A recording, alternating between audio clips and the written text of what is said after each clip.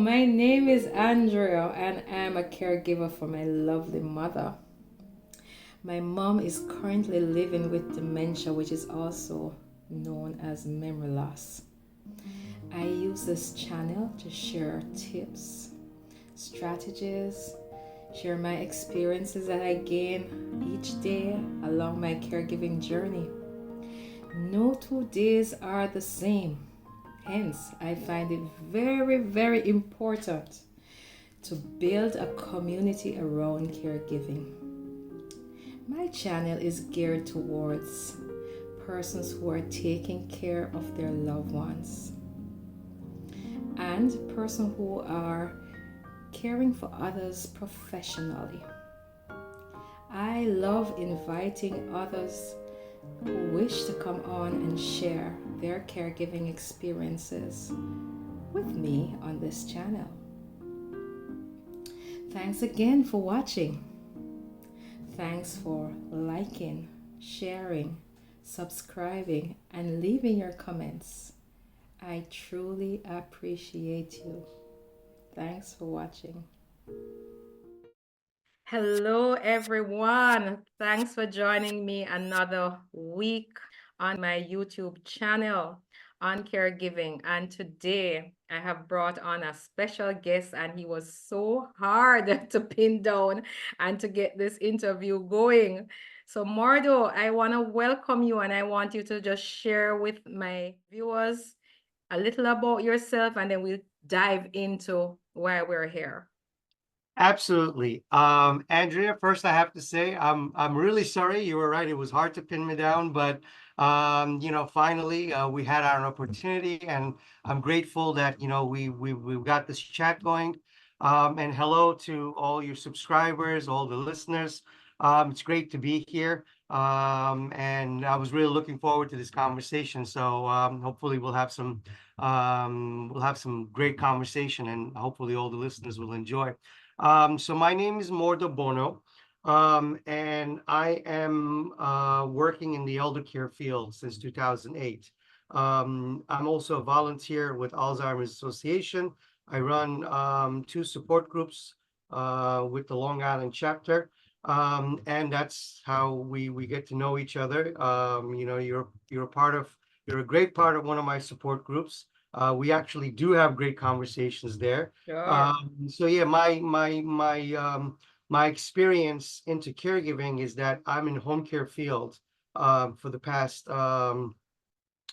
16 years, 17 going on. Wow. Plus, I had my own journey, growing up in a family with my grandparents, great grand. I was actually lucky, blessed to have my mom's grandmother also, with us for a period of my life that I was able to be a caregiver for her. And that's pretty much my personal knowledge and experience comes from. And Mordo, you are like a therapist to all of us who join you on that support group each month. And I must say you are an amazing host. And thank you so much for being here today. So today we want to look at some common mistakes in this caregiving journey. Absolutely. Yes, let's talk about common mistakes about Alzheimer's disease that mainly families, encounter in their life. Um, I would say maybe, there are so many of them. I could just categorize them by saying initially not accepting diagnosis, trying to do everything all alone, not seeking professional guidance, failure to plan ahead of time, leaving everything to the last minute. One of the big ones is not understanding the disease completely.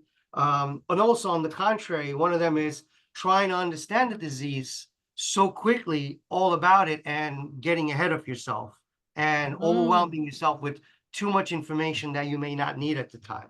Um, this one is a great one. You're going to love this because we always talk about it at our conversations all the time.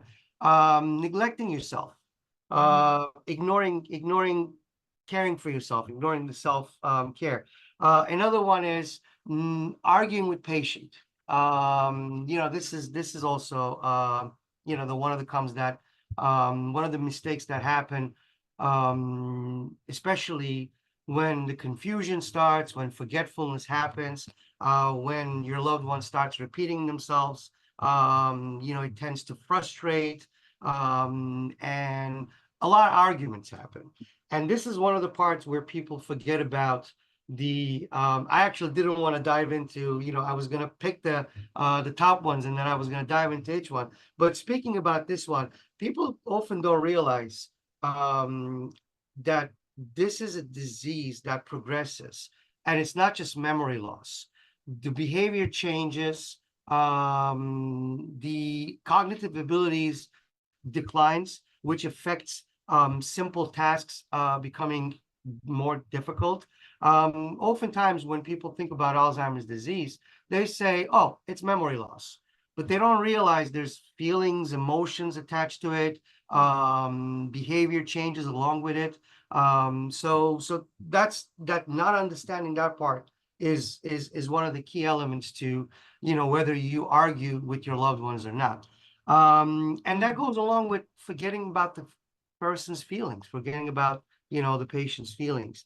And another big two ones is not preparing your home, your environment. You need to make environment changes, and not preparing for wandering.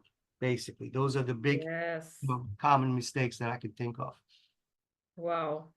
So the not preparing your home is a big one for me, because I remember when mommy first started, her house was very cluttered. Her room was cluttered.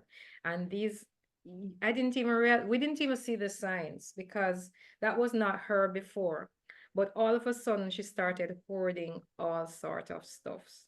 And once you start hoarding things, um, It's it makes. important about that. You're absolutely right. Hoarding definitely is one of the key elements of science.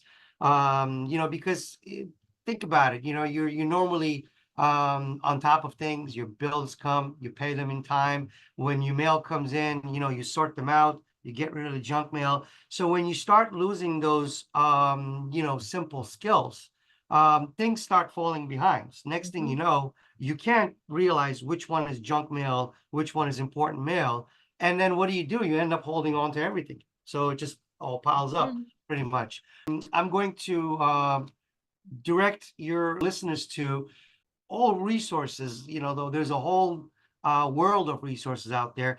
But the one that I'm connected with, Alzheimer's Association, if you go onto alz.org, there are great resources there. And I urge everyone to look into that 10 warning signs. Because speaking of common mistakes, not accepting, that's the first one, not accepting the diagnosis, mhm, not accepting the disease. That basically starts with not being able to see the 10 signs. And sometimes those 10 wow. warning signs, they're just so in front of you.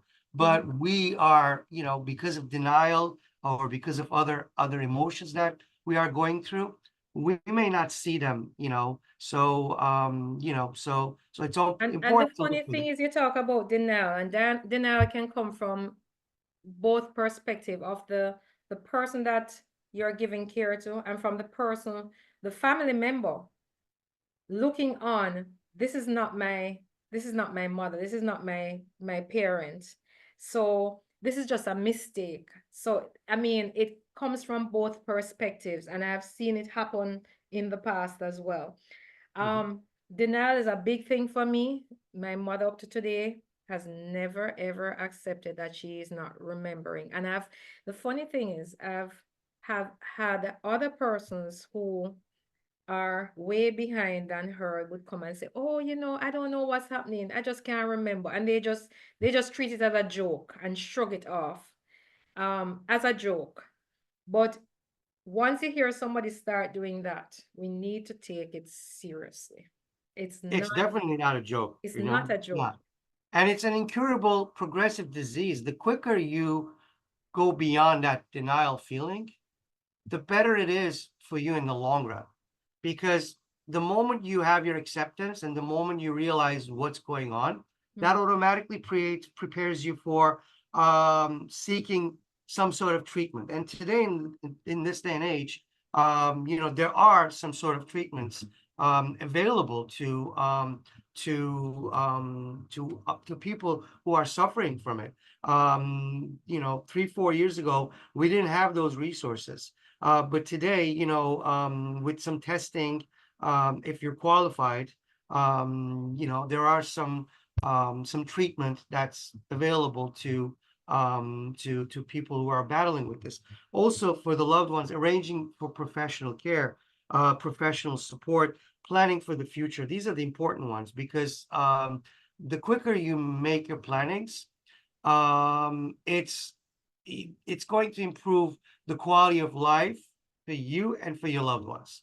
And also, when you make your preparations, when you make for plannings for future in the beginning, when you're going through this ASAP, there is a big chance that you can involve your loved one in the decision-making process. Yes, that's true. And planning ahead, it makes life much more comfortable for everyone, the family members, and as Morda says, we can also include them in the planning. Now, I have found out a big one as I've dealt with my sister in the past, that a lot of people don't think about healthcare proxy. And when we talk about planning, we're not talking about for Alzheimer's and dementia patients only. This is for just about everybody. It's for me, it's for you, Mardo. We need to plan ahead. We need to know, okay, this is what we want if situation should happen. I mean, we could go out there and get hit by something. We don't die, but we are maimed or whatever. So we need to plan ahead. God forbid it. We need to You're absolutely right. all need to plan ahead. Put in your estate planning, your proxies, your living wills, whatever it takes. We need to plan ahead. How you want to be cared for, where you want to be cared. All of that is very important because some people don't mind going to a nursing home. Others want to stay in their home or they want to go into an assisted living. All of this is something that we all need to plan for. And You're it's a very absolutely right. You're 100% uncomfortable, right. it's Yeah. very It's uncomfortable. very uncomfortable. That's one of the reasons a lot of people neglect it. So the point being is that if you're neglecting and you're not doing it, this is and when you're a caregiver of a loved one who's battling with Alzheimer's, this is absolutely not the time to neglect this. This is, I understand, it's uncomfortable, but it will be so much more difficult because also time to time, you see people just avoid it because, like you said, it's too uncomfortable. But then later on, it's too late. Then you lost your chances on resources.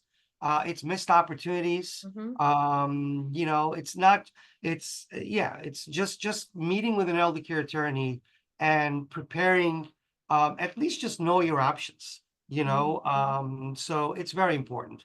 That's not planning ahead is definitely a huge mistake. At what stage of the family member's decline should somebody like you intervene, to offer professional services? Depends what type of professional services. I mean, if you're looking from home care standpoint, it all different, because everybody has a different setup. Some people have immediate family members with them around the clock. So I would say, then we come along as respite care. So we are actually a part of the team, but most likely we're helping you as a caregiver because this is a job that you do 24/7, and it's time for you to have some respite there. So you're looking for a companion, let's say twice a week, 3 times a week. That's, one of the scenarios. Another scenario could be, if your loved one is living by himself or herself, and you look for pretty much signs.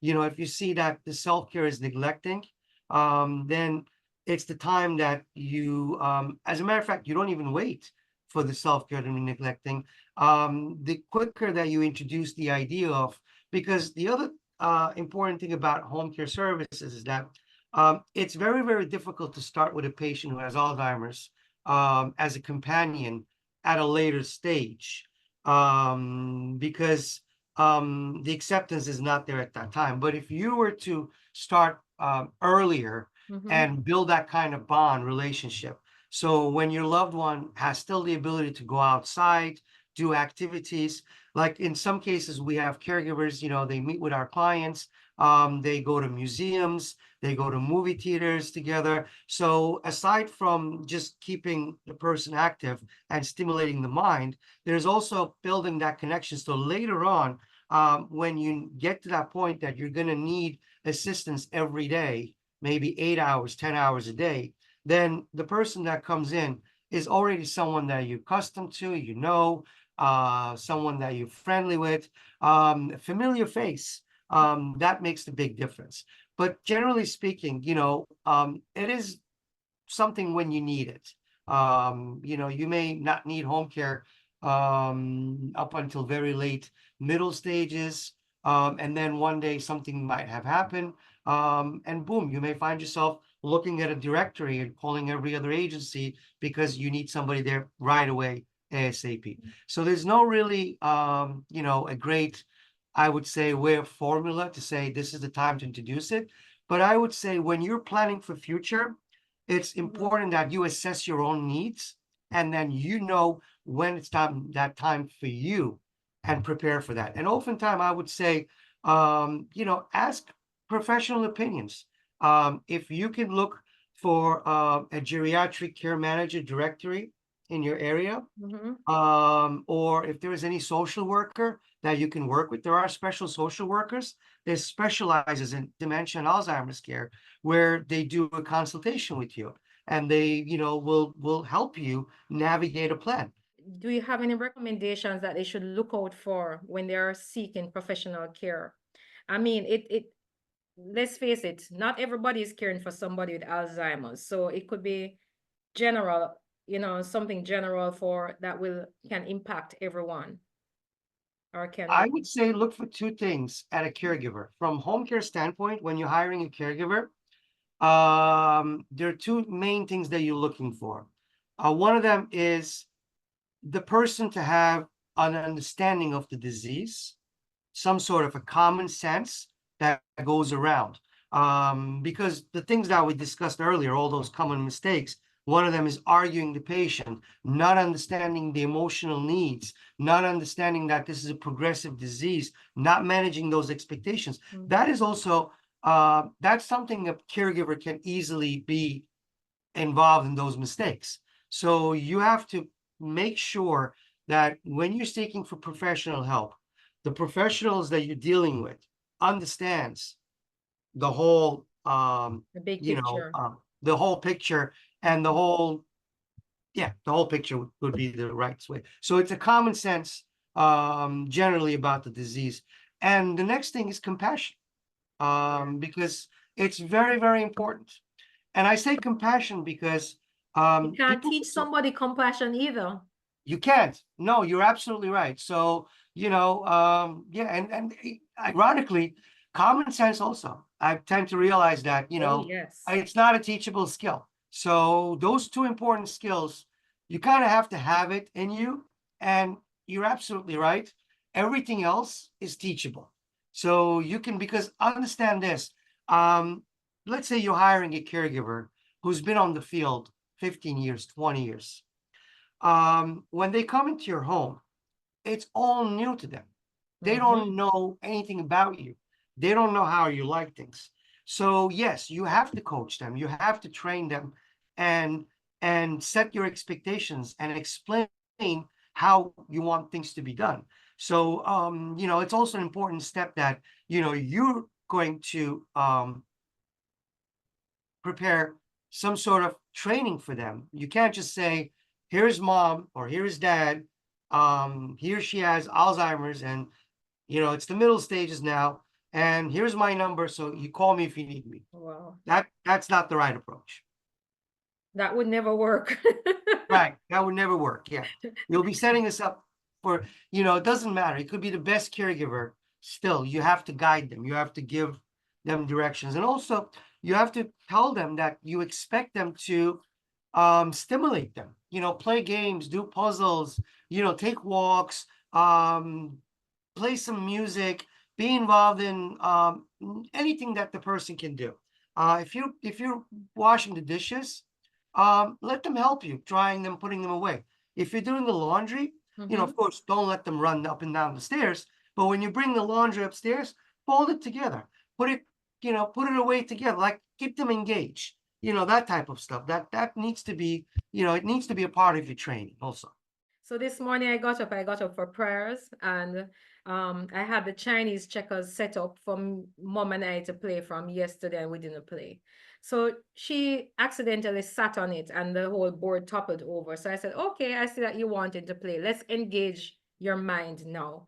And we started playing. It was just fun. I mean, she won a game and or two, but I was winning most of them. But then she was challenging me so much, and I feel that those are some of the things that have kept my mom going for this time, because I see deterioration.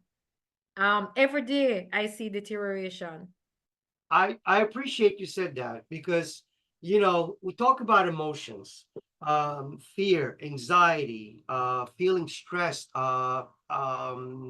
frustration, anger, joy, happiness. These are the things that fluctuates and goes. So it's important. Like sometimes you may have, okay, I gotta run, I gotta take care of this, and then come back, and then I need to get involved with this. And then you're trying to be a caregiver.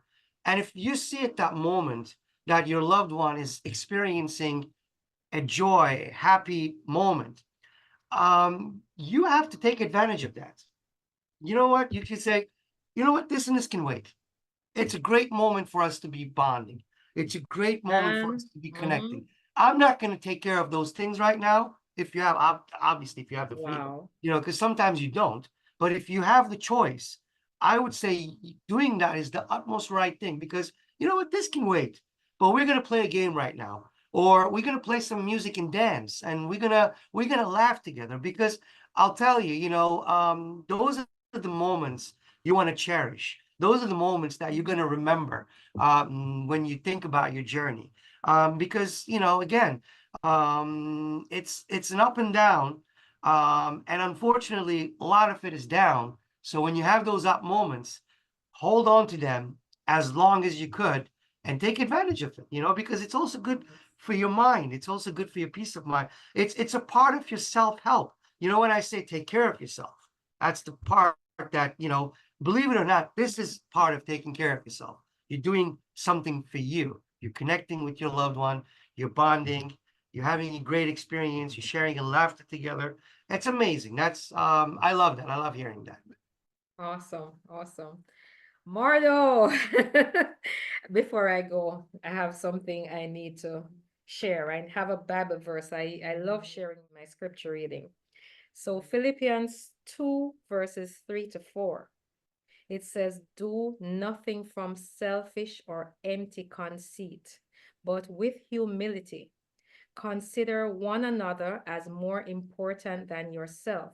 Do not merely look out for your own personal interest, but also the interest of others.